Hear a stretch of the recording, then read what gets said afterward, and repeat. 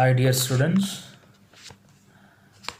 today I explain grammar part, that is in the first unit, personality development. After reading there is a grammar. The topic name is defining clause and non-defining clause.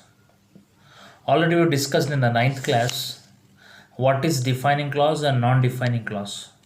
We have given some examples. Today I would like to give more clarity on defining clause and non-defining clause. Before that, we should understand what is a clause and what is a phrase, what is a sentence, what is a syllable, what is a word. Then we get clarity to understand the different elements in the grammar. What is a word? We call it letters. A, B, C, D, alphabets. Alphabets is a wrong word. It is an alphabet. A, B, C, D. These we call as letters. A group of letters, when they give a meaning. So I am writing C-A-T, cat. So this group of words, no, a group of letters, it is giving a meaning. Then I can say it is a word, cat. If I write C somewhere and A somewhere and T somewhere, which does not give any meaning, so it is not a word. If you want to call it as a word, a group of letters, they have to give a meaning. Then I can say it is a word. What is a sentence? Group of words, if they give complete meaning, then we can say it is a sentence. Raju is a singer. Who is Raju? Raju is a singer. If I write Raju somewhere and is somewhere and singer somewhere, it doesn't make any sense. So I'm putting it together. A group of words are being put together so that they'll give some meaning. Raju is a singer. So it is a sentence. Now we are discussing clause. What is a clause? A group of words, sometimes they may give meaning or may not give meaning. That is called as a clause.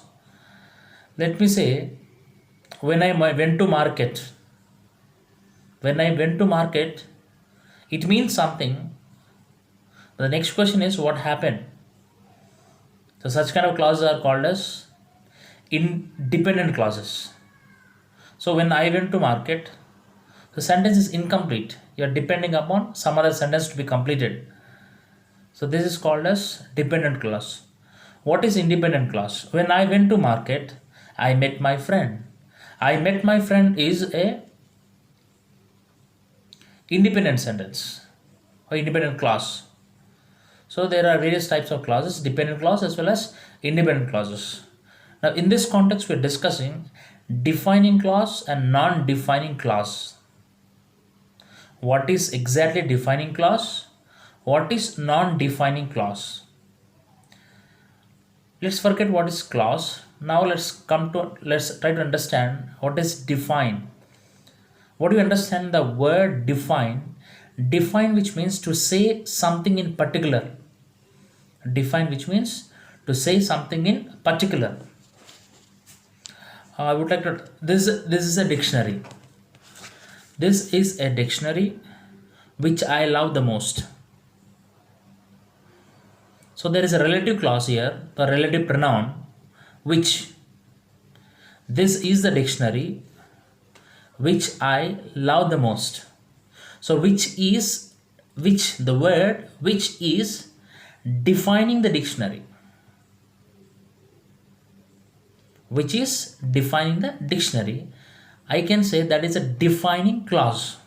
The clause which is defining the noun or the subject. The dictionary which I love the most. That is a defining clause.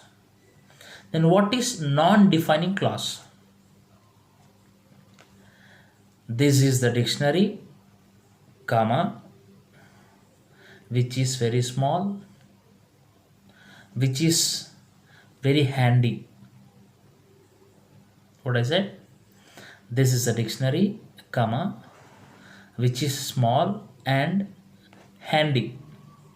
Now here, which is not clearly defining the dictionary. After subject there is a comma. So which is not exactly defining the dictionary. That is, we are adding some extra information about the dictionary. That is called as non-defining clause. Technically talking, there is a slight difference between defining clause and non-defining clause. If there is a comma after subject, if there is a comma after subject, that is non-defining clause. If there is a comma after subject, that is non-defining clause. If there is no comma after subject, that is called defining clause. Let me give one more example. This is the watch. This is a watch which I lost yesterday. This is a watch which I lost yesterday, which is clearly indicating about the watch. Then it is a defining clause. What is non-defining clause? This is the watch, comma, which is very expensive and very nice to see. So I am adding extra information. I am not defining this watch, but I am adding extra information. If you add extra information to the subject, that is non-defining clause.